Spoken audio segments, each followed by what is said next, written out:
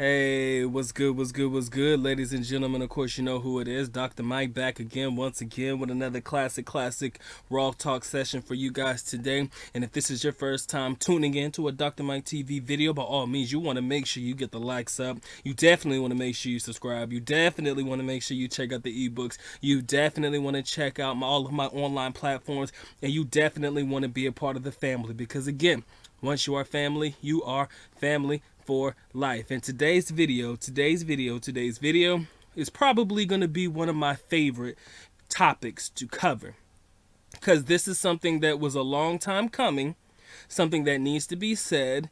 Kind of falls along the series of the videos I was talking about recently when we spoke on, what did we speak on, guys? We talked about never falling for the sad stories, and then, you know, all of the stuff about are you willing to die for the Punan. You know, it all falls in line with everything that we have talked about in previous videos. But today, this might be the culmination of it all. All right?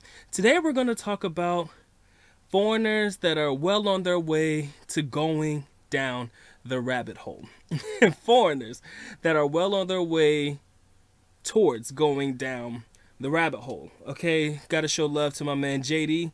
He inspired this video, so much love to you, my brother. But some people may be looking at the video like, what the fuck does Dr. Mike mean when he says going down the rabbit hole? Well, you know what, guys? I am so glad that you asked. Let me go ahead and lay it out for you.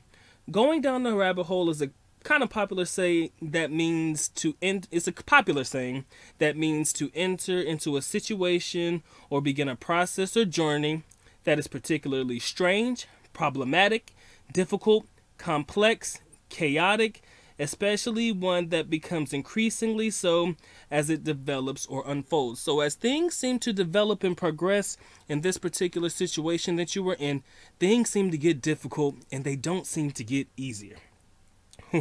Wow.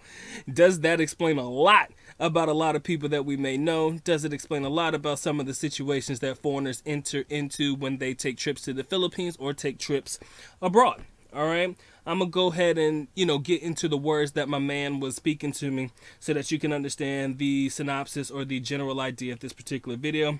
My man told me, he says, I'm seeing some events that are, you know, causing him anxiety. He says so many men with few dollars or pesos in their pocket are acting crazy without thinking about the consequences. The current economic issue is about the rulership of the world and not going to end for many, and it's not going to end well for many of those that come to the Philippines or to travel around the world or abroad with the white knight mentality. He said, I think you should do a video about the coming problem and ask the audience what is their plan when the peso is no longer at 50 and it continues to drop. What are you going to do when Asia becomes much more expensive than it is right now? Now, I'm telling you, we're going to try to tackle a lot of shit in this particular video. First things first, what are you guys going to do when the peso, however you say it, is no longer situated at around 50 to $1 US? See, me, I already know what I would do, because I've lived in a time where the peso was as low as 39 or 37 to the dollar. I've been through it, been there, done that, okay? So I know what I would do in that situation. But we have these white knights come into the country with very little money. Let's be honest, with very little money. And they're spending it like crazy. And yeah, that's all well and good when the peso is to your advantage. Right or wrong. Hell, let me put it to you like this. You know, if it's at 50, you get, like say you put out $100 at 50, you get 5,000 pesos or pesos. Let's say it's only at 45, you only getting 4,500, so you're taking a loss of 500 pesos for $100. So as time goes on and you start to see the peso gain more momentum, and it makes, I'm not saying this, that the dollar is going to get weaker, but we'll just say that the peso starts to gain momentum, and it will eventually. What are you going to do about it? You're not going to be able to spend money like you were before. Trust me, I know. You're not going to be able to spend those dollars like you used to. You're going to start penny fucking pinching, and you're going to start putting yourself on a budget. Because a lot of people can't afford to live in the country now. A lot of people can barely afford to visit the country now. But once they're here and they feel like, oh, I got these dollars and my dollars go a long way, which they do in the moment, you can spend how you want to. But then when you try to realize that that $100 you put out there isn't getting as much back as you thought that it would, what are you going to do when the economy doesn't fall in your favor? The times were good, man. 54 to the dollar, 55 to the dollar. Now we're back at about 50 as we speak, roughly about 50, 51. And I can only see it going lower. What are you going to do then? What are we going to do then? Because a lot of foreigners, we try to do what we can, you know, when we're in foreign countries. Again, we talked about the charitable acts. We try to do all of this shit. I'm telling you right now, most of that stuff's going to stop. What happens when the well dries up? What happens when that spout where the water was flowing starts to trickle until that well dries up? You know, there's a lot of things that people don't take into consideration when it comes to traveling. You know, I mentioned budgeting. I've mentioned you got to do this, make sure you get more bang for your buck and all of that stuff. But when you ain't got the bucks to get the bang out of it, what is we gonna do? You understand? This is why conversations like this are very, very important.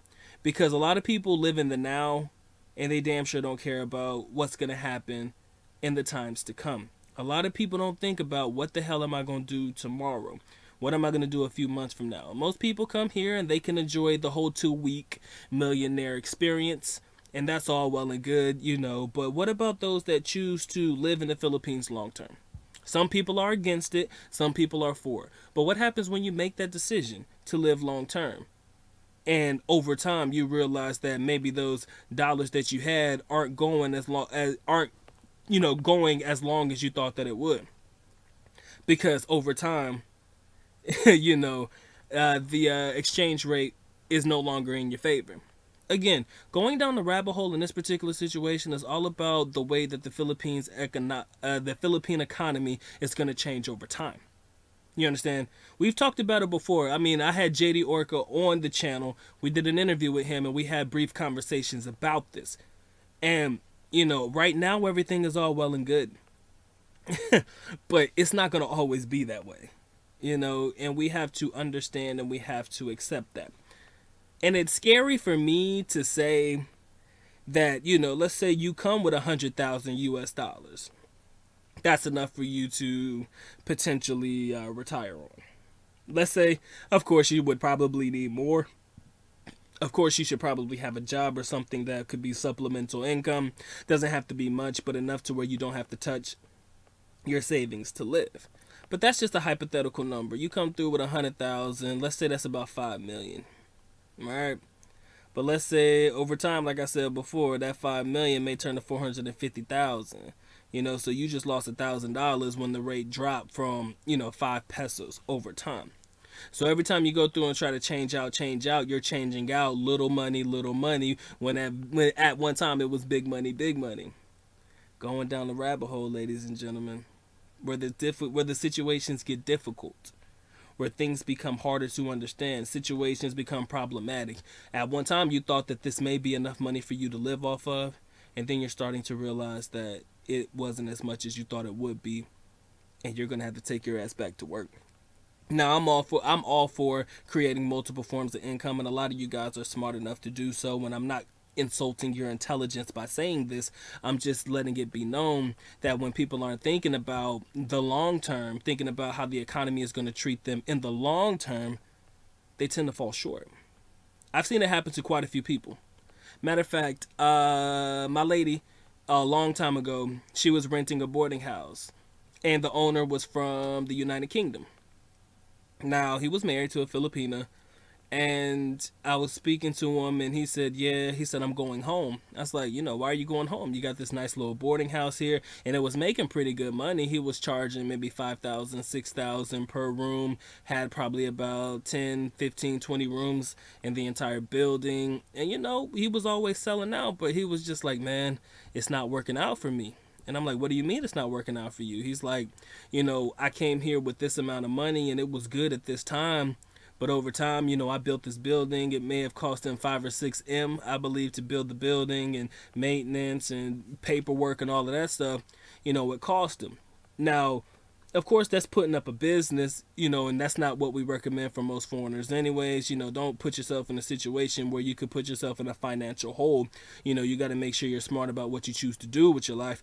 But for him, that's what he wanted, or maybe that's what his wife wanted. But ultimately, he had to leave because he lived there for probably about at least 5, 6, or 7 years, he told me, and now he's on his way back. Matter of fact, as we speak, he should already be back in his own home country, back at his marketing management gig. So it just goes to show you guys, and I don't think it was the business that broke him. I just believe that it's the idea of, you know, thinking that your money is good enough, but overall you're realizing that it is not what you thought it would be.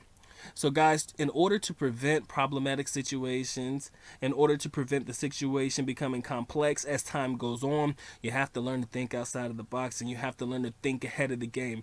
Imagine what life will be like when that peso is no longer strong enough to withstand or withhold your monthly or weekly spendings, however often you change out your money. Because this is what it's all about. Guys spending money and trying to be white nice and, you know, taking care of charitable projects are going to end up causing you to be broke. Then who are you going to blame then? Who are you going to blame when that money dries up? You going to blame them because you did that because you wanted to? What you going to do? Want that money back now? Come on, man. That's why we tell you guys you should choose situations that should be looked upon as investments, making sure that you get something out of the money. You know, with the money that you put in, make sure you get something out of it, okay? Again, I don't want you to be the statistic. I don't want you to be the ones that fall short in the Philippines. So you got to always think ahead of the game, got to think ahead of these lames. Now, we know some people that are living in the Philippines off of very little money. No names need to be said. With all due respect, that's a struggle, a daily fucking struggle. You see it in them, I see it in them. So do you want to be that? I don't fucking think so. So that's just a little food for thought before we close it out. And as long as you guys, you know, take care of things, you should be good. With that being said, the good doctor is out. Alis nako paalam, which means we are going now. Bye-bye. As always, love you guys. Mahal kita, mabuhay. Peace. Go down the rabbit hole, people. Stay away.